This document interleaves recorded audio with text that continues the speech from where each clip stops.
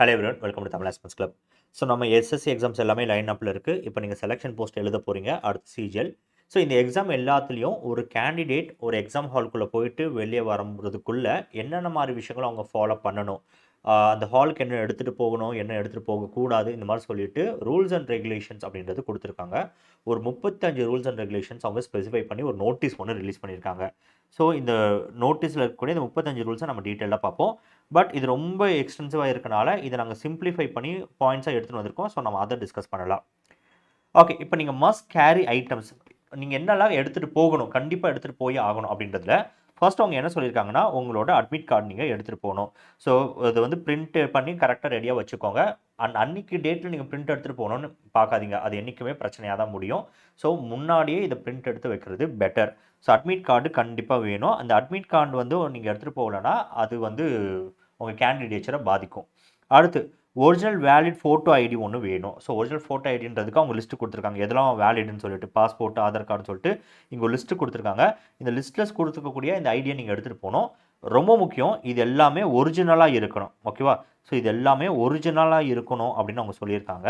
ஆனால் ஆதார் கார்டுக்கு மட்டும் என்ன சொல்லியிருக்காங்கன்னா, ஆதார் கார்டோட பிரிண்ட்டை எடுத்துகிட்டு போகலான்னு சொல்லியிருக்காங்க. அதுக்கு மட்டும்தான் இவங்க வந்து பிரிண்ட்டுன்றது அலோ பண்ணியிருக்காங்க. உங்கள் பாஸ்போர்ட்டோ, டிரைவிங் லைசன்ஸோ, வேறு என்ன ஐடி நீங்கள் எடுத்துகிட்டு போகிறதா இருந்தாலும் ஒரிஜினல் மட்டும்தான் நீங்கள் எடுத்துகிட்டு போகணும். அடுத்து ஸோ இதில் முக்கியமான விஷயம், இப்போ நீங்கள் ஒரு ஐடி நீங்கள் எடுத்துகிட்டு போகிறீங்க. நீங்கள் ஐடிக்கு எடுத்துகிட்டு போகிறது, இப்போ உங்கள் அட்மிட் கார்டில் டேட் ஆஃப் பர்த் இருக்குது.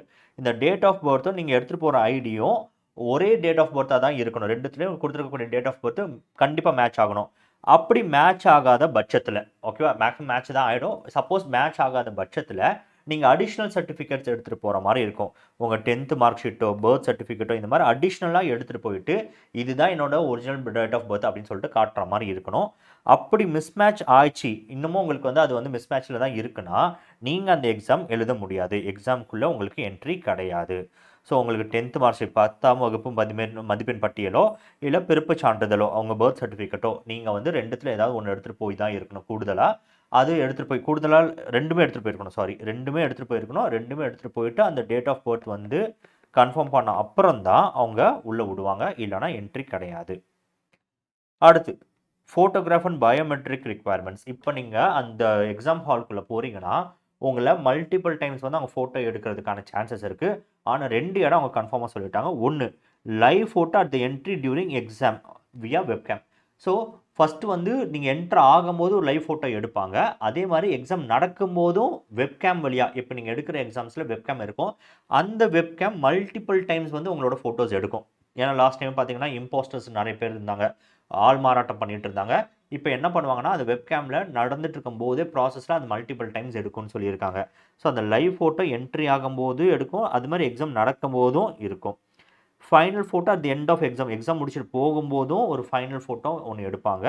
இந்த ஃபோட்டோவுக்கு வந்து நீங்கள் கரெக்டான போஸ்டர் வந்து மெயின்டைன் பண்ணியிருக்கணும். உங்கள் ஃபுல் ஃபேஸ் காட்டுற மாதிரி சிட்டிங் பொசிஷனில் இருக்கணும். ஃபேஸ் வந்து எந்த வகையில் கவர் ஆகிருக்கக்கூடாது. இது எல்லாமே நீங்கள் கரெக்டாக கம்ப்ளை பண்ணி ஆகணும். இன்கேஸ் நீங்கள் கம்ப்ளை பண்ண மறுக்கிறீங்க, இது எதுவுமே நீங்கள் சரியாக கொடுக்கலனா உங்களோட கேண்டிடேச்சர் கேன்சல் ஆகிறதுக்கு வாய்ப்புகள் உண்டு. அதுவும் அவங்க சொல்லியிருக்காங்க. அடுத்து பிடபிள்யூடி கேண்டிடேட்ஸ். இப்போ நீங்கள் பிடபிள்யூடி கேண்டிடேட்ஸாக இருக்கீங்கன்னா நீங்கள் என்ன பண்ணணும்னா, உங்களோட ஒரிஜினல் ஃபிசிக்கலி ஹேண்டிகேப் டாக்குமெண்ட்ஸை எடுத்துகிட்டு போகணும். அது கூட ஒரு காப்பியும் நீங்கள் எடுத்துகிட்டு போகணும். இதை நீங்கள் எடுத்துகிட்டு போன பட்சத்தில் தான் உங்களுக்கு இப்போ பிடபிள்யூடி கேண்டிடேட்ஸ்க்கு எக்ஸ்ட்ரா டைம்னு ஒன்று இருக்குது. ஸோ 20 மினிட்ஸ் அவங்க கொடுப்பாங்க. இந்த எக்ஸ்ட்ரா டைம்ன்றது உங்களுக்கு கொடுக்கப்படும். ஸோ சப்போஸ் நீங்கள் அது எதுவுமே இது பண்ணாத பட்சத்தில் உங்களுக்கு இந்த டைம்ன்றது வராது. இன்கேஸ் நீங்கள் ஸ்க்ரைப்லாம், இப்போ ஃபார் எக்ஸாம்பிள் விஷுவலி இம்பேர்டாக இருந்தீங்கன்னா உங்களுக்கு வந்து ஸ்க்ரைப் நீங்கள் கூட்டிட்டு போவீங்க. இதெல்லாம் நீங்கள் வந்து யூட்டிலைஸ் பண்ணணும்னா உங்களுக்கு இந்த original document, physically handicap original document உங்கள் கையில் இருக்கணும். அடுத்த விட ரொம்ப முக்கியம், உங்களோட ஸ்க்ரைப், உங்களுக்கு எக்ஸாம் எழுத வரக்கூடிய அந்த ஸ்க்ரைபு இந்த எக்ஸாமோட கேண்டிடேட்டாக இருக்கக்கூடாது. அதாவது இப்போ 2025 சிஜிஎல் அவரும் அப்ளை பண்ணியிருக்காங்க, நீங்களும் அப்ளை பண்ணியிருக்கீங்க. உங்களுக்கு அடுத்த ஷிஃப்ட்டு முன்னாடி ஷிஃப்ட் அவர் இருக்காருன்னா அவர் இதுக்கு எலிஜிபிள் கிடையாது. இல்லை அந்த பொண்ணும் பையனும் இதுக்கு எலிஜிபிள் கிடையாது. ஸோ அது வந்து நீங்கள் மெயினாக பார்த்துக்கணும். அடுத்து ஓடிஆர் நீங்கள் பண்ணியிருக்கீங்க, ஒன் டைம் ரெஜிஸ்ட்ரேஷன் பண்ணியிருக்கீங்க, அது ஆதார் எனேபிள்டாக தான் வச்சுருக்கணும். இன்கேஸ் யாராவது நான் ஆதார் வழியாக நீங்கள் பண்ணியிருந்தீங்கன்னா, உங்கள் ஆதார் அல்லாத வழியாக நீங்கள் பண்ணியிருந்தீங்கன்னா நீங்கள் ஒரிஜினல் டாக்குமெண்ட்ஸ் வந்து சப்மிட் பண்ணணும். ஸோ ஒரிஜினல் டாக்குமெண்ட்ஸ் வந்து நீங்கள் ரெஜிஸ்ட்ரேஷனுக்கு என்ன கொடுத்தீங்களோ அதோட ஒரிஜினல் டாக்குமெண்ட்ஸ் ப்ளஸ் ஒரு காப்பியும் நீங்கள் எடுத்துகிட்டு வரணும். இப்போ ஆதார் இல்லாமல் சப்போஸ் நீங்கள் வந்து டிரைவிங் லைசன்ஸோ இல்லை வேறு ஏதோ ஒன்று வச்சு பண்ணுறீங்க. அது முன்னாடியும் நீங்கள் இந்த இன்ஸ்ட்ரக்ஷன் ஞாபகம் இருக்கான்னு தெரில. இந்த ஆதார் இல்லாமல் யாரெல்லாம் பண்ணுறீங்களோ 2 ஹார்ஸ்க்கு முன்னாடி அந்த வென்யூக்கு நீங்கள் போயிடணும். எக்ஸாமுக்கு 2 ஹார்ஸ்க்கு முன்னாடி அந்த வென்யூவில் நீங்கள் இருக்கணும். அது ஆல்ரெடி சொல்லியிருக்காங்க. இதில் சொல்லலாம், பட் ஆல்ரெடி சொல்லியிருக்காங்க. அடுத்து important before and during exam. So முக்கியமான விஷயங்கள் நீங்கள் எக்ஸாம் நடக்கும்போது இல்லை அதுக்கு முன்னாடி என்ன செய்யணும் அப்படின்றது பார்க்கணும். ஃபஸ்ட்டு அண்ட் ஃபார்மோஸ்ட் அட்மிட் கார்டில் எக்காரணத்தை கொண்டு எதுவுமே எழுதாதீங்க. அட்மிட் கார்டு எந்த வகையும் டேமேஜ் ஆகாமல் பார்த்துக்கோங்க. அதாவது மடக்கி வைக்கிறது, இல்லை அதில் ஏதாவது அது அது அதுக்கு மேலே அந்த க்ரீசஸ் வர வைக்கிற மாதிரி சுருட்டுறது, இந்த மாதிரி எதுவுமே பண்ணக்கூடாது. So do not write anything on the admission card before entering. Fill required fields in front of invigilator. Invigilator முன்னிலையில் தான் நீங்கள் வந்து அதில் எதுவாக இருந்தாலுமே எழுதணும். ஓகே. அடுத்து get your certificate sign by invigilator before leaving. So அவங்களோட சிக்னேச்சர் நீங்கள் வாங்கிட்டு தான் அதுக்கப்புறம் நீங்கள் போகணும். அதே மாதிரி பார்கோடு ஏரியாவில் அதான் நான் எதுக்கு சொன்னேன்னா, எங்கேயும் மறக்காதீங்க. எப்படி நீங்கள் வந்து எடுக்கிறீங்களோ அது அப்படியே இருக்க மாதிரி பார்த்துக்கோங்க. அதை ஃபோல்ட் பண்ணுறது, அதை டேமேஜ் பண்ணுறது எதுவுமே இருக்கக்கூடாது. Okay. Exam timing and reporting. இப்போ நல்லா கேட்டுங்க. Arrive as per reporting time on admit card. Admit கார்டில் நீங்கள் எந்த ஷிஃப்ட் போகிறீங்களோ அந்த ஷிஃப்ட்டுக்கான ஒரு டைம் இருக்கும். அதுக்கு முன்னாடி நீங்கள் போகணும். எவ்வளோ டைமுக்கு முன்னாடின்னு அவங்க மென்ஷன் பண்ணியிருப்பாங்க. நான் ஆல்ரெடி சொன்ன மாதிரி சில ஸ்பெஷல் கேசஸில் இருக்கீங்க. உங்களை வந்து எக்ஸ்ட்ரா வெரிஃபிகேஷன் ப்ராசஸ்க்குள்ளே அவங்க வந்து கொண்டு போகணும். இன்னும் உங்களை வெரிஃபை பண்ணி ஒரு ஸ்டெப் இன்னும் அதிகமாக வெரிஃபை பண்ணி தான் உங்களை உள்ள அனுப்பணும். எக்ஸாம்பிள் வந்து நான் ஆதார் கார்டு பயோமெட்ரிக் பண்ணலை அப்போனா உங்களுக்கு இன்னொரு வெரிஃபிகேஷன் ப்ராசஸ் வந்து இன்னும் எக்ஸ்ட்ராவாக நடக்கும். அதனால் நீங்கள் 2 ஹவர்ஸ்க்கு முன்னாடி போகிற மாதிரி இருக்கும். கேட் க்ளோஸ் ஆன அப்புறம் ஒரு நிமிஷம் ஆனால் கூட உங்களுக்கு என்ட்ரி கிடையாது. அப்போ நீங்கள் கேட்கலாம் 30 செகண்டில் என்ட்ரி கேட்பான்னு கேட்பாங்க. அப்போலாம் கிடையாது. கேட்டு க்ளோஸ் ஆயிடுச்சுன்னா க்ளோஸ் ஆயிடுச்சு தான். Visit exam centre a day before to avoid last minute issues. நல்லா கேட்டுக்கோங்க. இது முழுக்க அட்வைசபிள் தான். நீங்கள் பண்ணி ஆகணும்னு கிடையாது.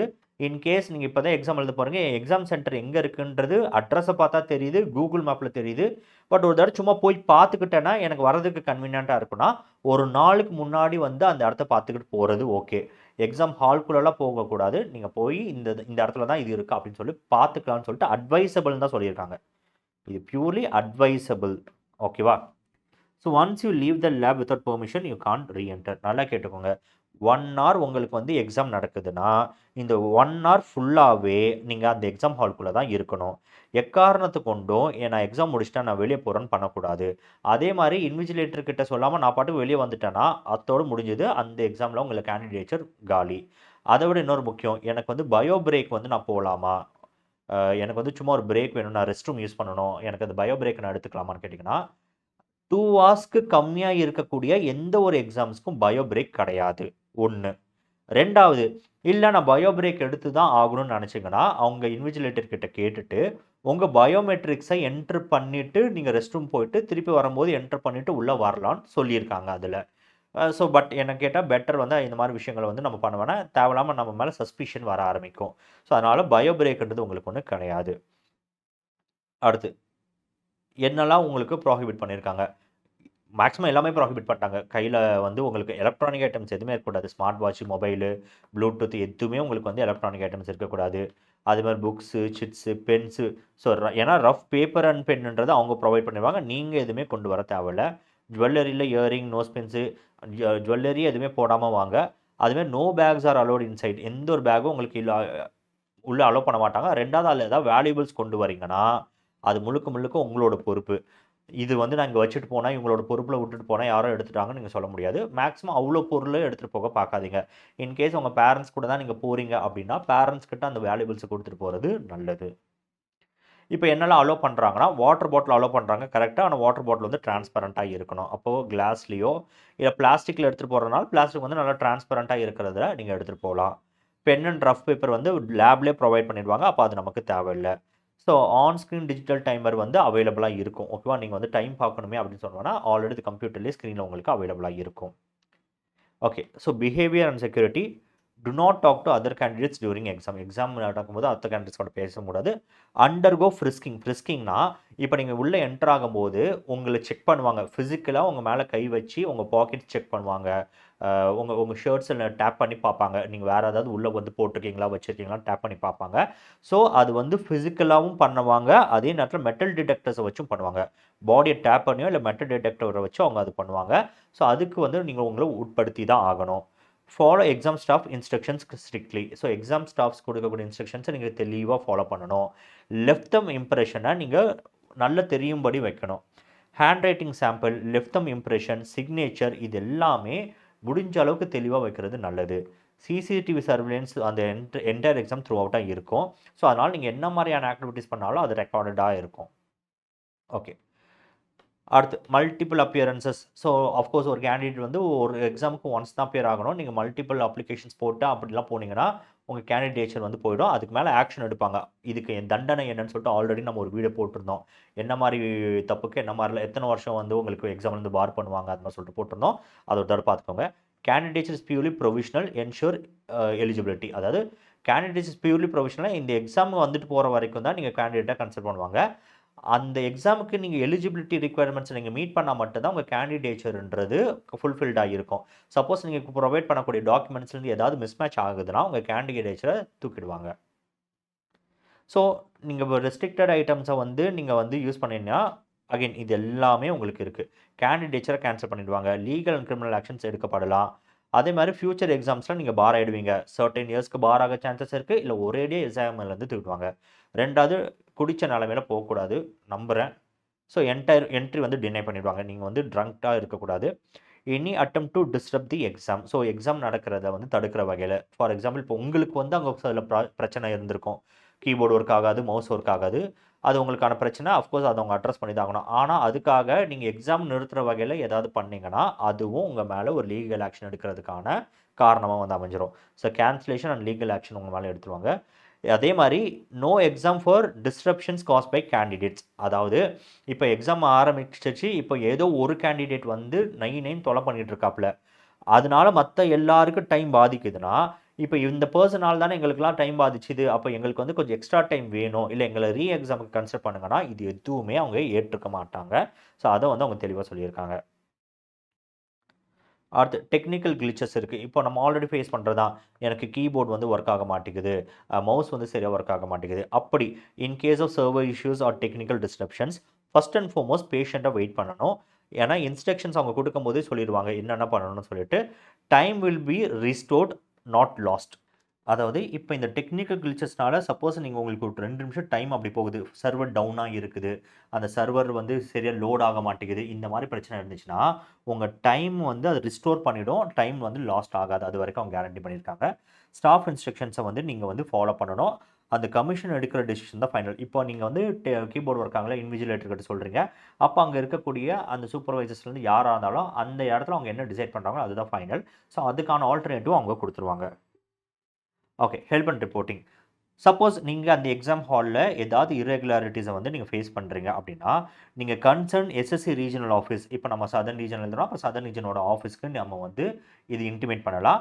நான் இன்டிமேட் பண்ணும்போது ஏன்னா இப்போ அங்கே வந்து அதிகாரிகள் இருப்பாங்க, அவங்க மேலே தான் நான் ரிப்போர்ட் பண்ணுறேன்னு வச்சுப்போம். அப்போ ரிப்போர்ட் பண்ணும்போது என் மேலே என்னை ஸ்பெசிஃபிக்காக ஐடென்டிஃபை பண்ணி அவங்க என் மேலே எதாவது டார்கெட் பண்ணுவாங்கன்னா கிடையாது. ஏன்னா அந்த ஐடென்டிஃபை பண்ணக்கூடிய அந்த கம்ப்ளைண்ட் பண்ணக்கூடிய பர்சனோட ஐடென்டிட்டி அப்படின்றது கான்ஃபிடென்ஷியல் அவங்க மெயின்டைன் பண்ணியிருப்பாங்க. ஸோ லாஸ்ட் இதுதான் ரொம்ப முக்கியமான விஷயம். For doubts contact regional office R use helpline numbers on admit card. அதாவது இப்போ எங்களுக்கு இந்த மாதிரியான இன்ஸ்ட்ரக்ஷன்ஸில் இல்லை எக்ஸாமில் ஏதாவது ப்ராப்ளம் வருது, இல்லை முன்னாடியே எனக்கு சில டவுட்ஸ் இருக்குது அப்படின்னா நீங்கள் எந்த யூடியூப் சேனல் எந்த ஒரு ஃபேக்கல்ட்டியும் நம்மளும் அவசியம் இல்லை. தமிழ் ஆஸ்பிரண்ட்ஸ் கிளப் உட்பட ஸ்ட்ரெயிட்டாக ரீஜனல் ஆஃபீஸ்க்கு நீங்கள் கால் பண்ணலாம்.